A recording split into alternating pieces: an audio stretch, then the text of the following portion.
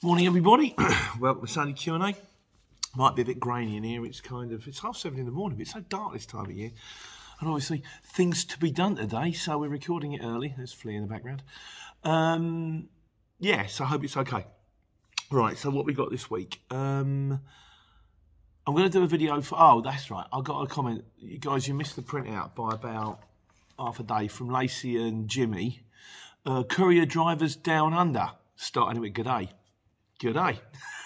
Yeah, they found the circuit app and they said they're very pleased with it, which is great because I think it's good. And I sort of like to say they sponsor me to make videos for their channel. They've got their own channel. But I do think it's very, very good. If you could let me know more about that, guys, would be appreciated. And also, I could use correspondence. I fancy the idea, I might be getting a bit big for me boots here actually, but the idea of like having foreign, you know, like our man in Havana. We've got our man in Ireland, we've got John, but what about our man in Australia, our man in America, letting us know what it's like out there? And well, I think it would be good. You know, we'll all have a little chat. It makes it much more cosmopolitan and continental and all that kind of stuff. So we'll see where we go with that one. But I think that'd be really cool if we could have foreign correspondence. I'd be like the news. It'd be great, wouldn't it? Anyhow, so what we got this week?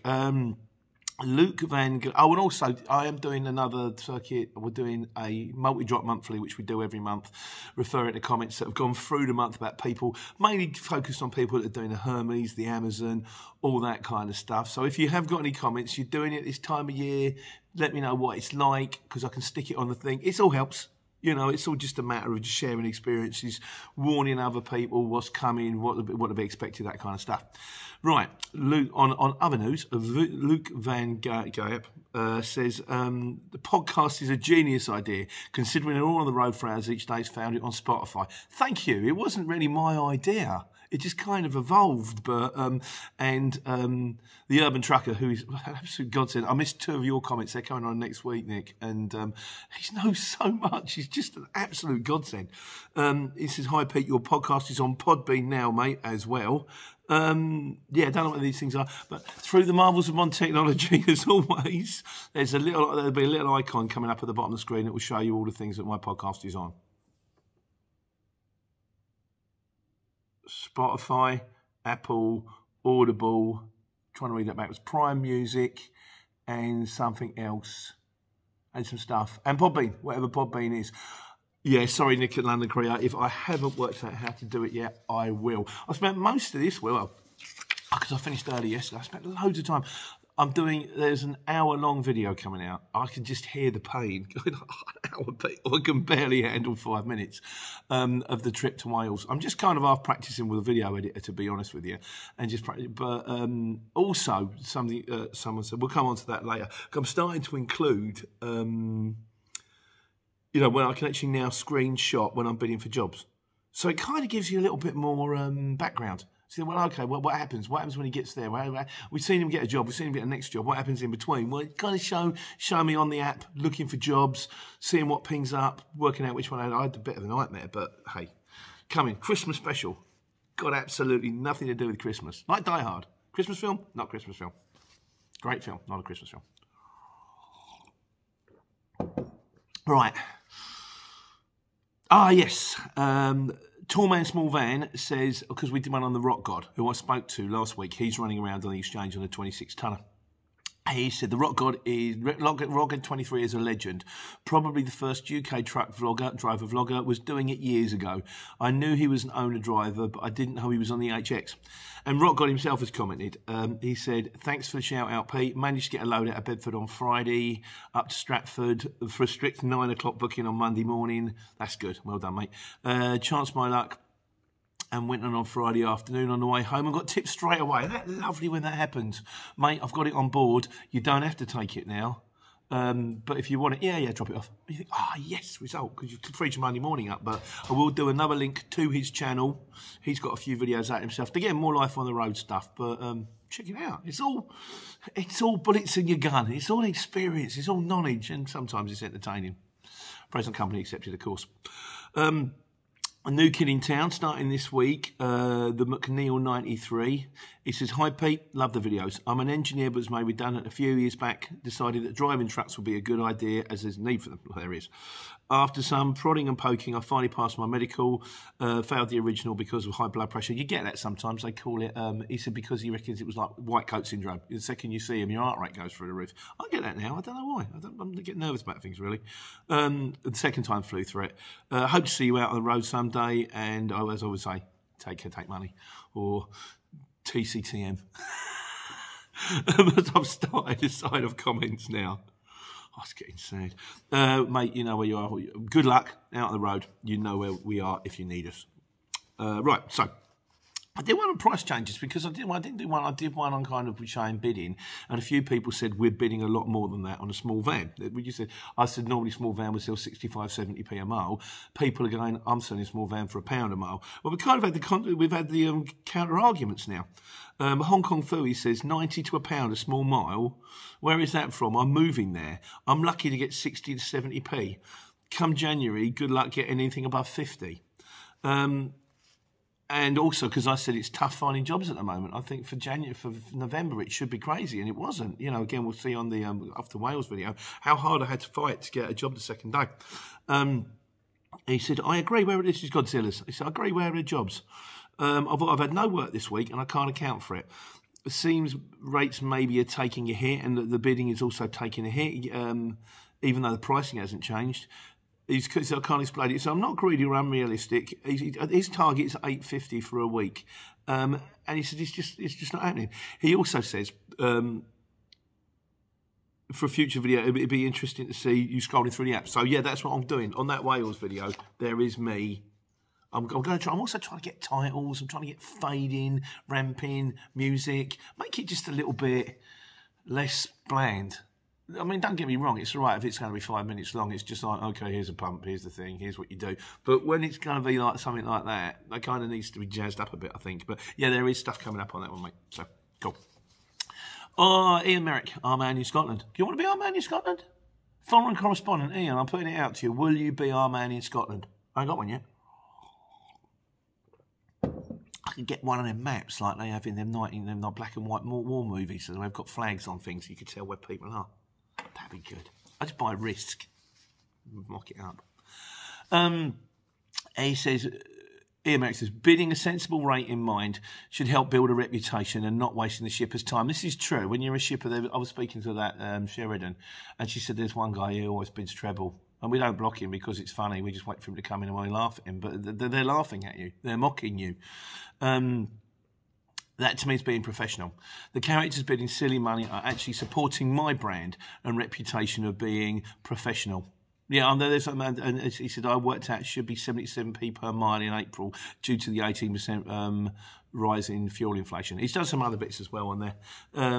So yeah, if you want to read more on that, because it kind of gets long otherwise. But Ian, thanks very much. Yeah, so I really, at least, I think Hong Kong Fooey, I think you do need to up your prices a bit. I think, bearing in mind how much fuel is, I think I pulled into one the other day, and it's like 167. It's loopy. You can't just keep running on the same money while your costs are going up.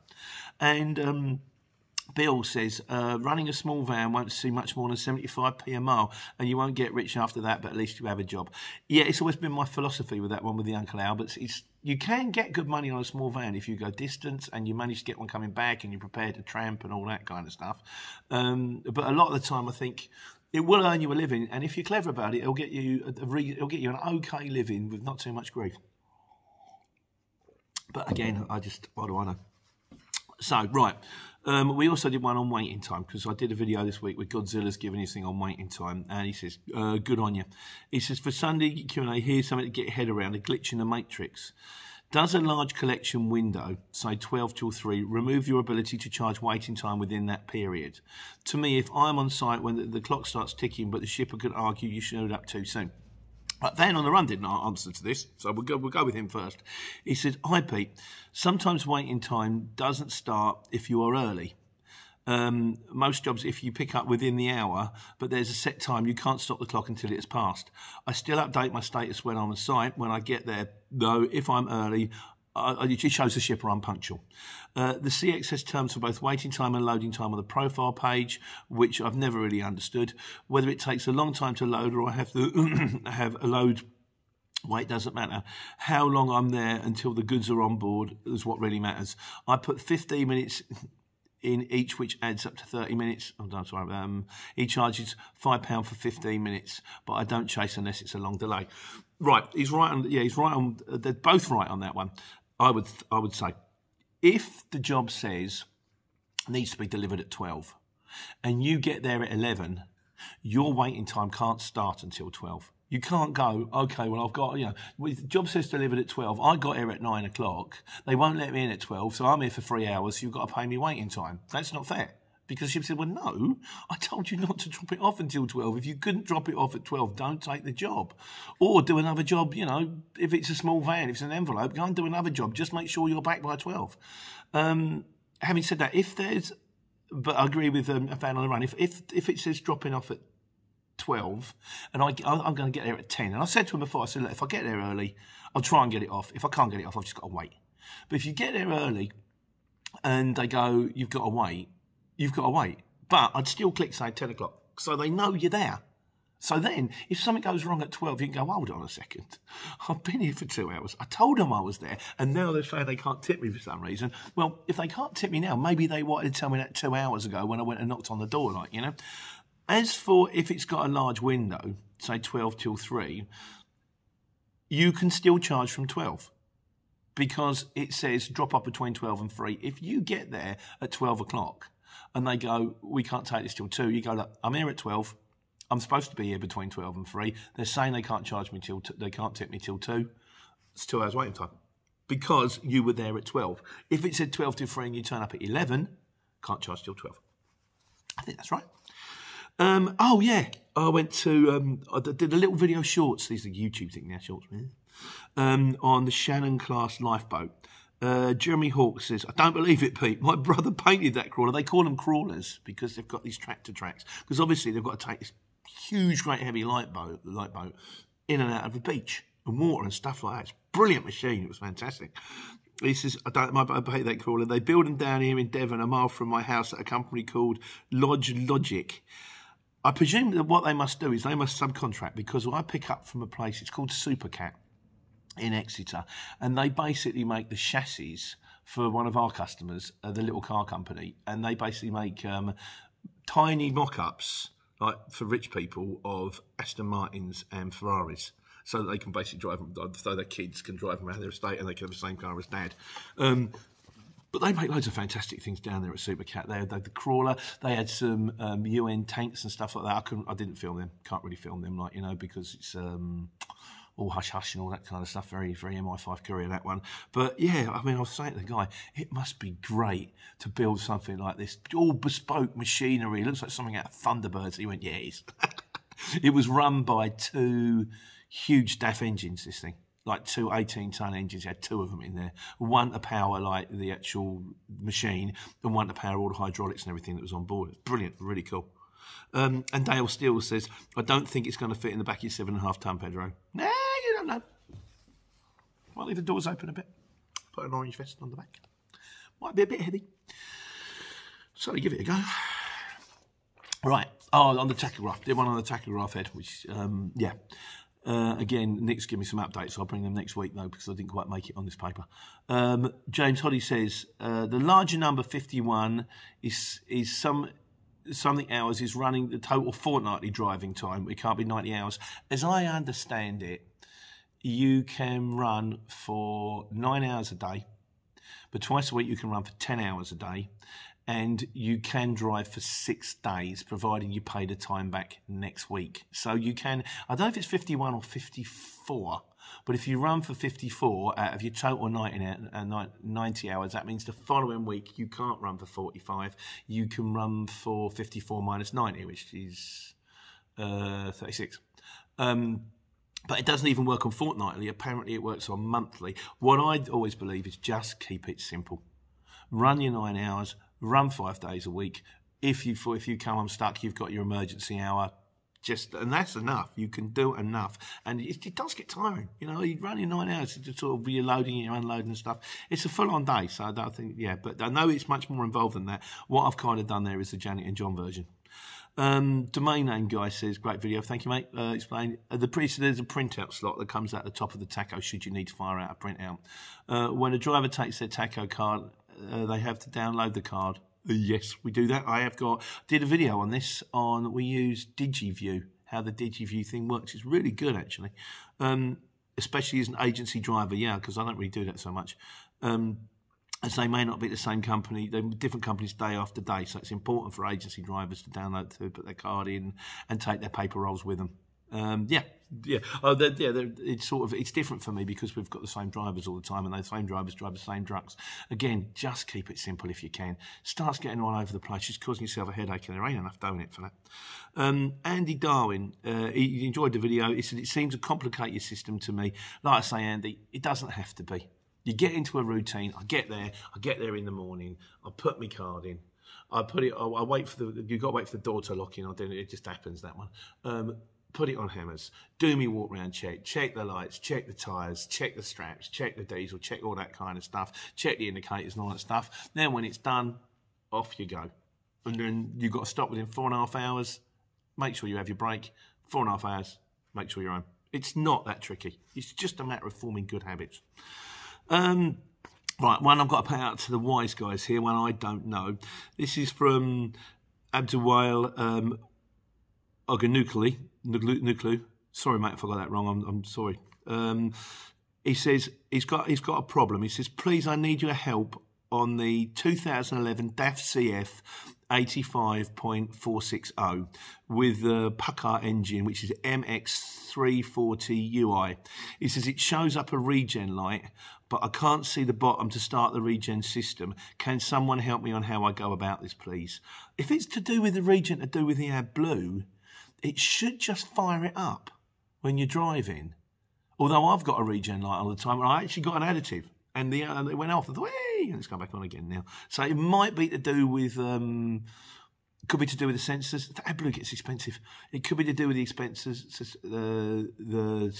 or it could be to do with the pump, or it could be to do with the filters, and they won't know which one it is. And sometimes it can be dear, but I don't know the answer. So if anybody knows better, if they could help Abby DeWale, that would be brilliant. Thanks very much.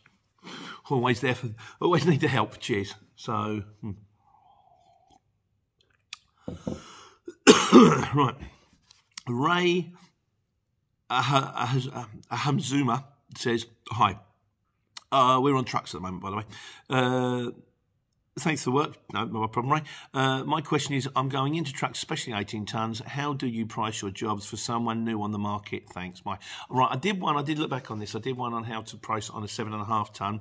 It's exactly the same principle on 18 tonnes and 26 tonnes, except it's slightly dearer. On a 7.5 tonne, at the time of the video, I was quoting $250 a mile. Sort of 200, 250 on a job. It's exactly the same for 18 tonnes, but it's like £3 a mile, 350, 300 on a job. Try to get it on the first one. You don't always get it. Sometimes you get more. You'll find a way. But it's pretty much, that 7.5 tonne video will give you a ballpark figure. I'd say start a little bit higher than that and see how you go. If you're quoting too much, you won't win enough jobs, so you lower your price. If you're quoting too little, you'll win too many jobs, so you higher your price. It's like a level of water. It finds itself. John Mann, he says, mate, I have a question. I'm thinking of getting my operator's license and becoming an owner driver with an HGV, but my question is, without a company backup, where would the constant flow of work come from? I am self-employed. How do I get work and contracts? Again, we get most of our work off the CX. We have a few of our own customers. Getting your own customers is a long and winding road. End users are very, very difficult to come by.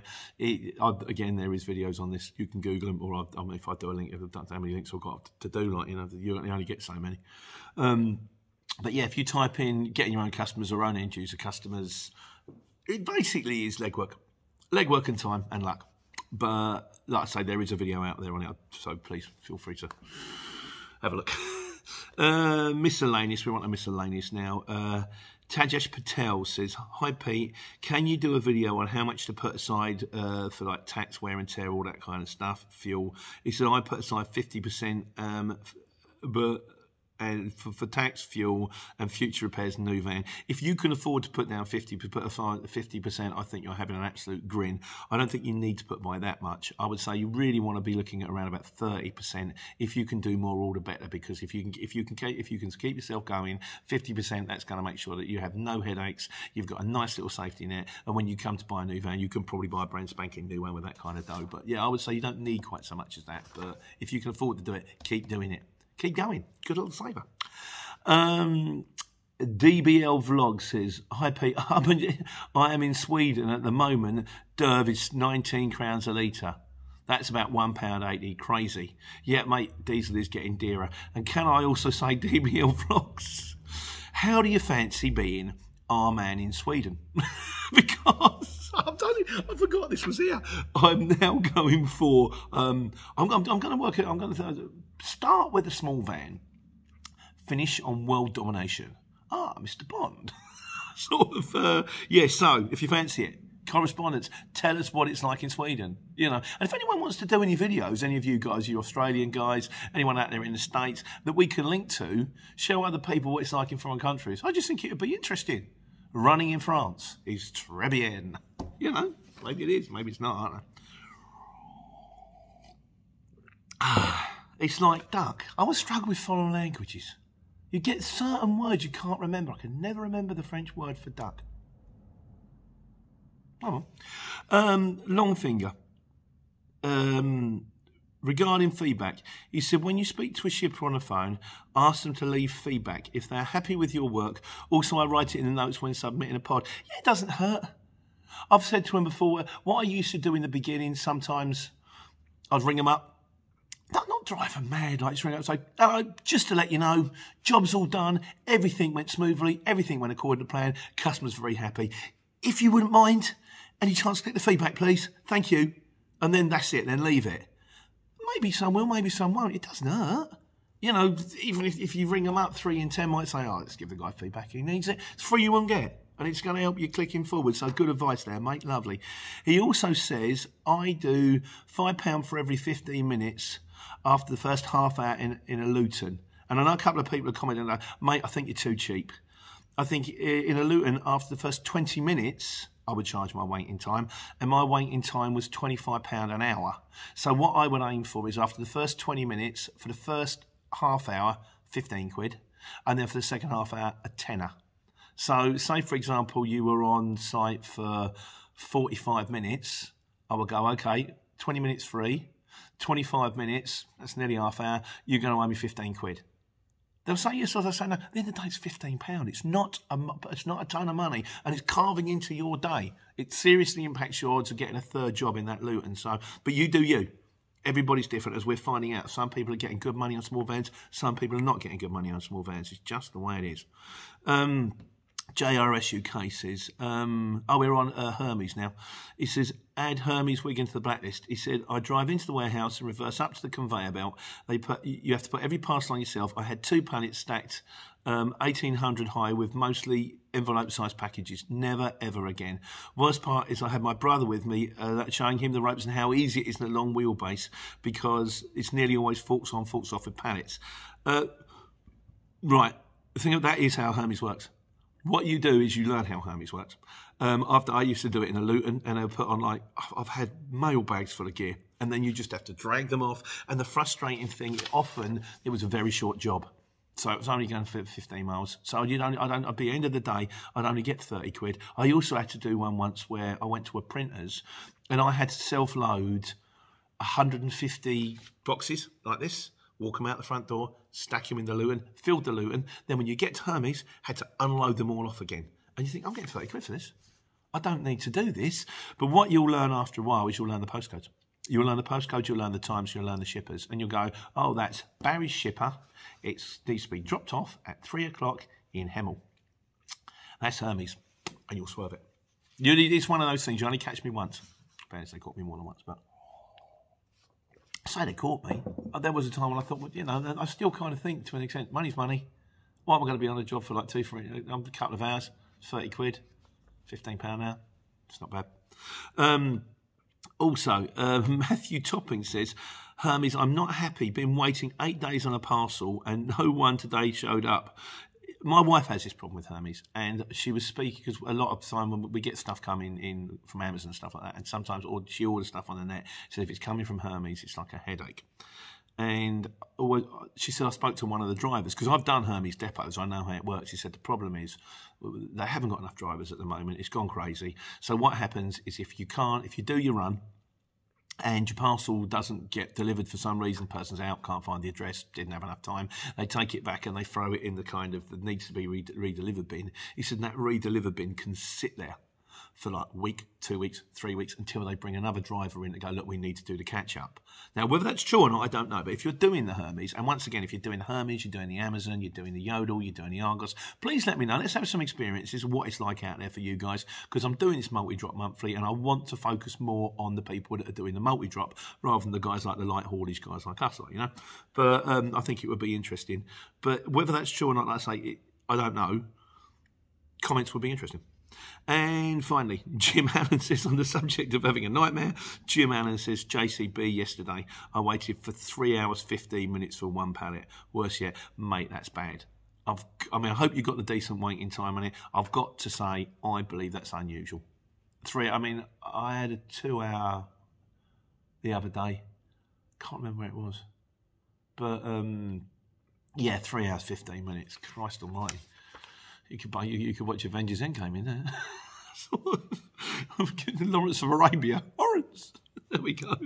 Right, and in conclusion this week, Clint Cumberland says, love the hat, had the orange high-vis hat on. Thanks very much, mate. Very festive. Well, it's not actually, but... and finally, the nefarious Steve Campbell. He says, because I did one about my mate Dave, he was lovely. He said, everyone's got a dodgy mate called Dave. I don't do my own stunts. No, I don't do my own stunts. Standing next to this guy. He's much more qualified for it. And he also says... he kind of goes on about the waiting time of the funeral. Mate, I hope you're all right, really. He says, we are working... hang on a second.